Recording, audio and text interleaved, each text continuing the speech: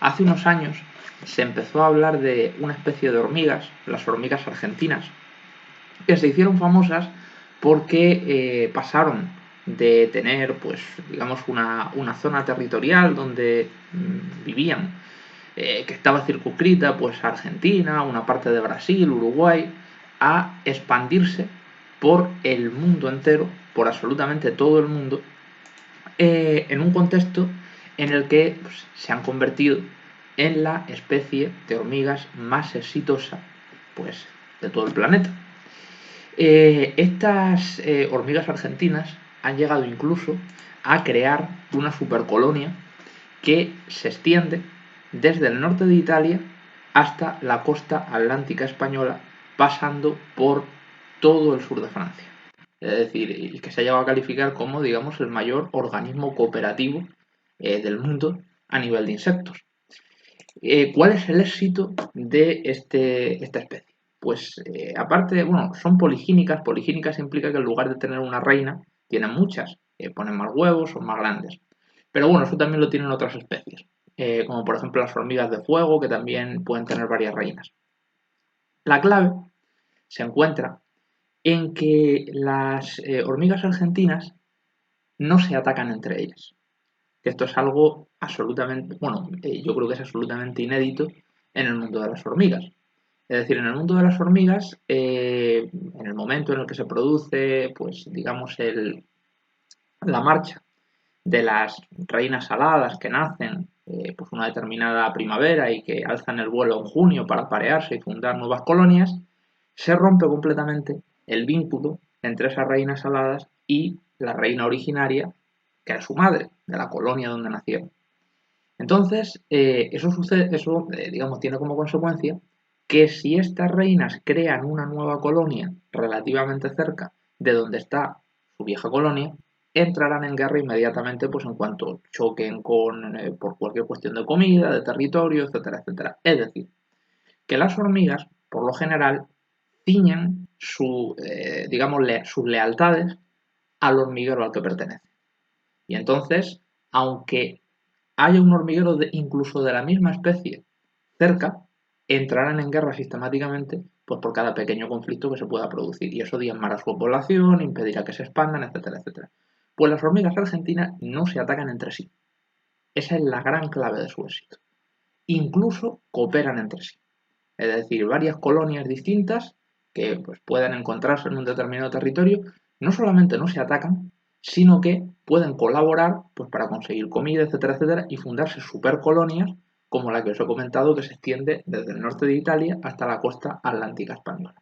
Entonces eso les da una fuerza descomunal que no tienen el resto de especies de hormigas y que les ha permitido pues, convertirse en una especie invasora, que a día de hoy los biólogos están preocupados por ellas precisamente por eso, es decir, porque se están convirtiendo en la especie hegemónica, están eliminando un montón de, precisamente porque se convierten en esos superorganismos y necesitan tanto alimento, etcétera, etcétera, están eliminando un montón de especies de insectos y también de hormigas de las zonas donde se expanden y se están convirtiendo, digamos, pues, en la especie más relevante. Claro, eh, esto es algo que, como digo, en el ámbito de las hormigas era desconocido, porque las hormigas se regían, digamos, por la lógica de las feromonas. Las feromonas son digamos, una especie de hormona que sueltan las hormigas, las otras la huelen, y si huelen la feromona de su hormiguero, pues dicen, este es amigo. Si no huelen la feromona de su hormiguero, aunque la hormiga sea de la misma especie, dicen, este es enemigo y lo atacan. Pues las hormigas argentinas han superado esa lógica de las feromonas y colaboran entre sí. Claro, es decir, esto es algo que a nivel, bueno, lo digo con un cierto tono irónico, pero creo que es un buen ejemplo. A nivel, digamos, de extrapolación al género humano, coloca las hormigas argentinas por delante de todos estos sectores ideológicos que atacan o discriminan a otros colectivos humanos pues por su raza, por su orientación sexual, o que, y esto es una cosa que la vi esta semana porque me gusta ver los debates del Congreso, que tiene un canal de YouTube, el Congreso de los Diputados, y puedes ver los debates que se han ido produciendo durante la semana, los plenos, etcétera. Eh, y había uno que era muy interesante sobre una proposición de ley que hay para regular los derechos de los animales, por ejemplo, para poner penas de cárcel al que mate a palos a un perro, o poner sanciones muy graves a aquel que abandone a su perro en la carretera, o cualquier acto de tortura contra los animales, bueno, salvo los toros. Pues había la generalidad de grupos parlamentarios lo apoyaban, pero los cafres de Vox decían que no, que eso era un complot de las élites globalistas. Ellos es que, como beben de la extrema derecha norteamericana, pues han asumido los delirios estos del plan QAnon y de todo eso que defiende la ultraderecha norteamericana por internet, de que Bill Gates y Hillary Clinton pertenecen a una secta satánica que viola niños y que tienen un plan para destruir la cultura cristiana del mundo y convertirnos en pues autómatas con los chips de las vacunas y cosas de esas. Pues los de Vox han asumido ese discurso y bueno, pues salía uno de ellos que, ya digo, parecía un tío salido de los años 50, hablando de que las élites globalistas querían anteponer los derechos de los animales a los de los seres humanos para arruinarnos y que era absolutamente inaceptable reconocer derechos a los animales porque los animales no pueden ser sujetos de derechos porque son cosas. Claro, el, como digo, el tema de las hormigas argentinas me vino a la mente porque, vamos, percibí, que por otra parte es muy fácil de percibir, ese denominador común que hay por parte de pues, los gurúes de la extrema derecha, y, bueno, y también de la derecha rancia española en gran medida, y de los descerebrados que se crean sus tesis, digamos esa lógica de, en lugar de analizar en profundidad a los sujetos, quedarse en lo superficial.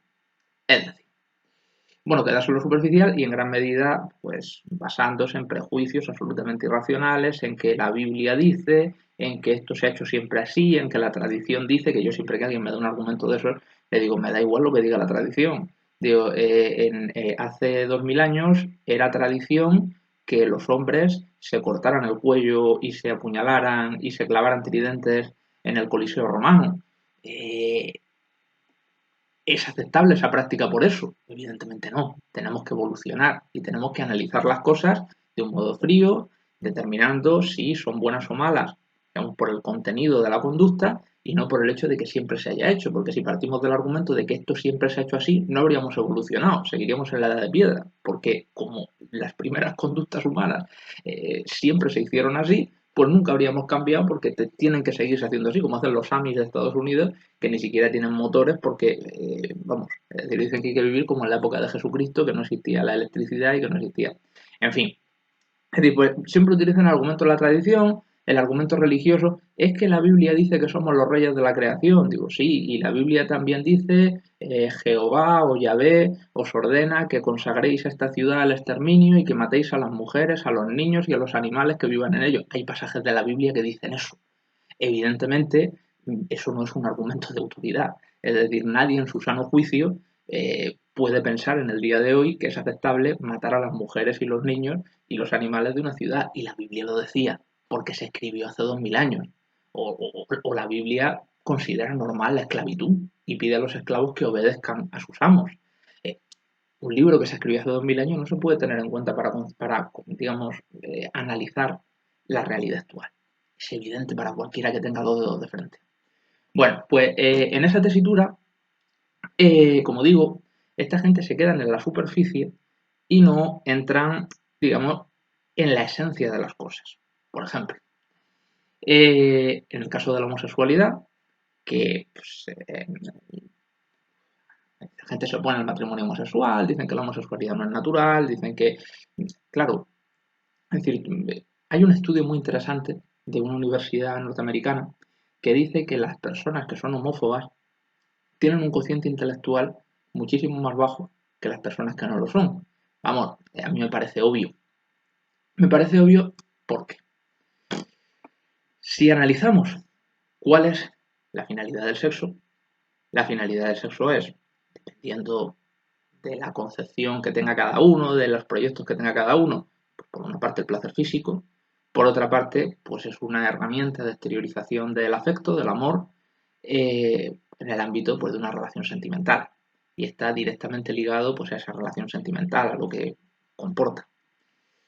La persona homosexual puede disfrutar del sexo y puede generar una relación afectivo-sexual exactamente igual de hermosa y exactamente igual de plena que la persona heterosexual, hasta el punto de que, precisamente por su configuración genética, la persona heterosexual nunca podría tener ese tipo de relación plena, satisfactoria, con una persona del mismo sexo, y la persona homosexual nunca podría tenerla con una persona de distinto sexo. Entonces tú dices, ¿qué problema hay? Es decir, si la persona homosexual puede enamorarse, querer, construir una vida en común con una persona del mismo sexo exactamente igual de bonita, exactamente igual de plena, exactamente igual de completa que la persona heterosexual, ¿dónde está el problema?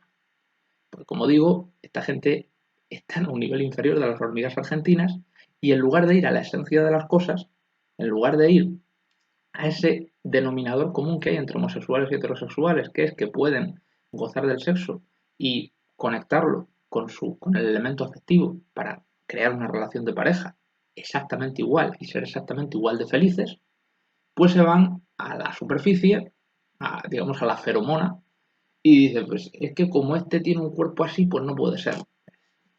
Como digo, un cociente intelectual tremendamente bajo. Lo mismo con el tema de las razas, religiones, etcétera, etcétera. Es que este es musulmán, es que este tiene el color de piel no sé cómo, es que este viene de una cultura que no sé qué. Claro, hay una serie de televisión que es tremendamente bonita, que, bueno, vamos, a mí me encantó, que se llama Fatwa. Esa serie de televisión que salía en Netflix va de los servicios secretos israelíes, es decir, de las cosas que hacen pues, para perseguir a los grupos de la resistencia palestina, etcétera, etcétera. Y te das cuenta, es decir, de que eh, hay determinados tipos de personas, personas más sensibles, personas con una sensibilidad artística, con una sensibilidad cultural, personas que son más primarias, que solamente piensan en el boxeo, yo qué sé, tienen una cultura de la violencia interiorizada y solamente buscan pues, placeres físicos, personas que son muy familiares, que para ellas sus hijos lo son todos, y te encuentras con que todos esos prototipos de personas están tanto en la sociedad palestina como en la sociedad israelí. Y que un palestino que adora la poesía y que, pues eso, es decir, que es un artista, tiene mucho más en común con un israelí que comparte esos mismos gustos que pues, con un palestino que lo único que piensa es pues en boxear, en hacer deporte y en tomarse cerveza y ya está. Es decir, y ese palestino que solo piensa en boxear, hacer deporte y tomarse cerveza tendrá mucho más en común con un israelí que hace lo mismo que con un palestino, pues que sea un científico nuclear y que solamente piense pues en la ciencia. Es decir, entonces claro, como digo, en lugar de ir a la esencia, es decir, en lugar de darse cuenta de que los seres humanos tenemos, digamos, una misma naturaleza, lo que han comprendido los hormigas argentinas, independientemente de las feromonas concretas, en fin, que me refiero, utilizando la metáfora, de la comunidad a la que pertenecemos, del cuerpo que tenemos, de la orientación sexual que tenemos, de la religión que tenemos, de que no tengamos religión, somos una misma especie. Y dentro de esa misma especie, pues hay unos prototipos humanos. Ya digo, la persona que adora la cultura, la persona sensible, la persona que por el contrario, pues es así más violenta, la persona que le vuelve loco el deporte. Y esos prototipos se dan en todas las sociedades y las afinidades pues se tienen que construir entre las personas dependiendo de qué tengan en común con el otro individuo. Eh, a ese respecto, la raza que tenga, la religión que tenga, es absolutamente irrelevante.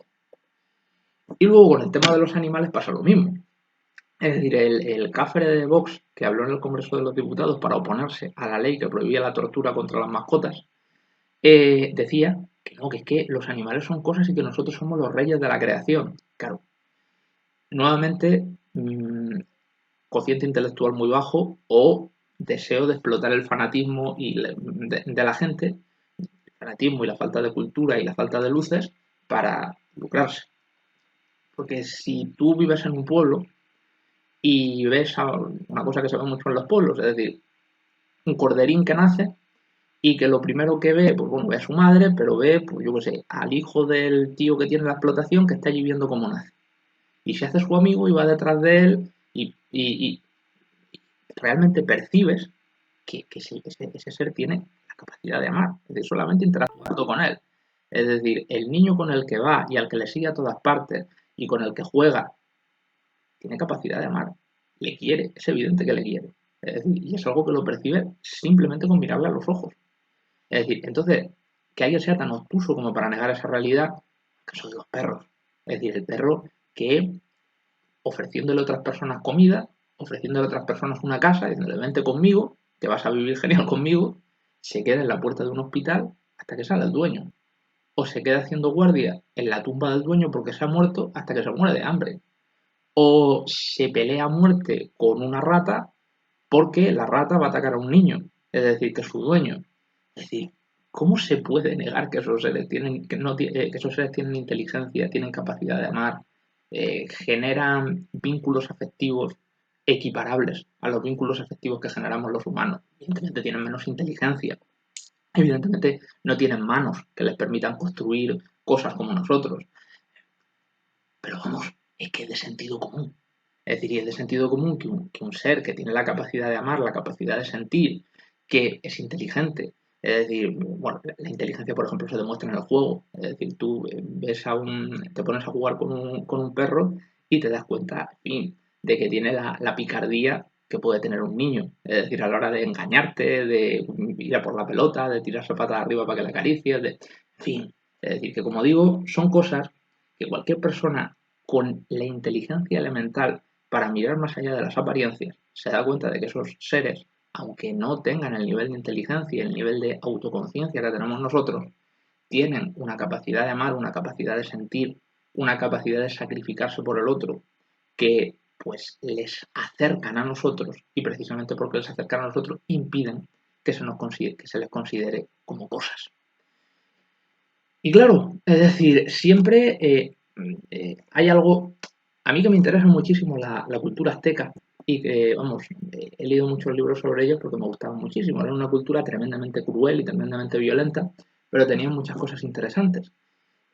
Los aztecas tenían una religión que se basaba en la sangre, es decir, sacrificios humanos, lo que llamaban las guerras floridas. Las guerras floridas eran guerras que tenían contra otros pueblos y tras las cuales pues cogían esclavos, que solían ser guerreros, pero también mujeres y niños, y los sacrificaban a sus dioses una vez que había terminado la guerra. Se llamaban las guerras floridas porque en Nahual, que es el idioma de los aztecas, flores es una palabra muy parecida a sangre. Y eran guerras fundamentalmente para eso, para conseguir esclavos que sacrificaran a los dioses, porque ellos partían de la premisa de que si no se hacían esos sacrificios a los dioses, pues el sol se apagaría, no llovería, etcétera, etcétera. Y había que sacrificar al dios del sol, había que sacrificar al dios de la lluvia, etcétera, etcétera. Entonces, en el caso de los aztecas, yo estoy convencido de que el pueblo se creía esas cosas. Y bueno, y algunos nobles también se las creían, Moctezuma se las creía, precisamente por su superstición, Hernán Cortés consiguió entrar sin que lo fulminaran a Tenochtitlán, a la capital azteca, porque Moctezuma pensaba que Hernán Cortés era Quetzalcóatl, un dios de los aztecas.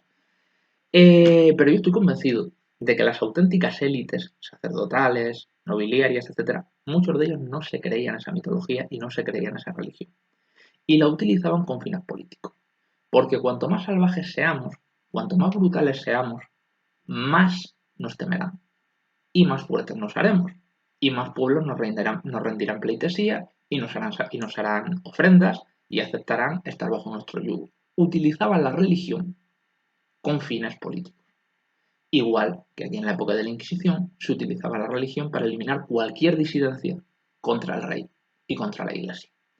Pues yo estoy convencido de que, independientemente de que dentro de Vox y de estos grupos haya muchísimos animales que piensen que una persona por ser homosexual es inferior, o que la homosexualidad es pecado, o que un animal no tiene capacidad de sentir ni de amar, yo estoy convencido de que los que realmente cortan el bacalao ahí sí que son conscientes de que todo eso es mentira. Es decir, y de que todos somos iguales independientemente de nuestra raza, de nuestro sexo, de nuestra religión. Pero claro, lo utilizan porque políticamente les viene genial. Es decir, no reconocer los derechos a los animales les viene maravillosamente. Las grandes explotaciones ganaderas pueden tener a los bichos pues en una situación absolutamente monstruosa, como se ve muchas veces. Es decir, granjas donde el animal no puede mover ni un dedo porque es que materialmente no se puede mover porque está hacinado con los demás. Así, pues, ganan mucho más dinero y porque no tienen que adaptar las instalaciones a, pues eso, es decir, a las necesidades de los animales. En el caso del odio a los inmigrantes, pues generan un espantajo al que la gente pueda odiar mientras ellos les roban la cartera, lo que hacían los nazis. Los judíos son muy peligrosos, son el mal. Nosotros somos los únicos que podemos protegeros de ellos. La gente se entretiene odiando al judío y, mientras tanto, los nazis le roban todas sus libertades y todos sus derechos. Y si alguien protesta, pues aparte de mandarlo al campo de concentración, le dicen los demás, no, es que tenemos que hacer esto por vuestro bien, porque si no vienen los judíos y nos invaden. Y bueno, en relación con el machismo, es exactamente lo mismo. Es decir, la mujer es inferior al hombre, pues eso te permite jugar a la mujer y tener a tu esposa pues como una mascota. Es decir, sin reconocerle derechos, sin reconocerle como, pues eso, es decir, como un sujeto de dignidad exactamente igual que tú. Entonces, claro, ya digo, independientemente de que sean ideas pues absolutamente monstruosas e ideas que siempre van ligadas a la incultura. Es decir, cuanta más cultura hay en una sociedad, más se destruyen estas ideas. Precisamente por eso, hasta la España de Franco, a la Iglesia Católica que apoyaba a Franco le interesaba mucho la censura y le interesaba mucho que la sociedad no tuviese cultura. Porque son ideas tan, digamos, endebles que si hay una alternativa, pues la gente se cree la alternativa. La gente compra la alternativa, porque es evidente. Es decir, entonces para defenderlas hace falta oscurantismo y violencia. Hace falta ocultar los razonamientos, las argumentaciones que pueden enfrentarse a ellas y hace falta utilizar la violencia para que nadie se atreva a cuestionarlas. Pero ya digo, en fin, que ya me estoy enrollando demasiado. Que lo dicho, que espero que los seres humanos aprendamos mucho de las hormigas argentinas, que se han hecho tremendamente prósperas, superando la lógica de la feromona y dándose cuenta de que lo importante no es la feromona, sino la especie. Todos somos de una misma especie, todos tenemos una misma dignidad, independientemente de las feromonas que digamos, tengamos cada uno, independientemente de la superficie, lo cual es extrapolable también a los animales. A los animales en el sentido de, pues bueno, la ley esta que salió en el Congreso, que como digo, es un, bueno, todavía no se ha aprobado, pero que es un primer paso a la hora de reconocer una dignidad que es evidente y que solamente los más animales, en el peor sentido de la palabra, pueden negar. Bueno, gracias por escuchar.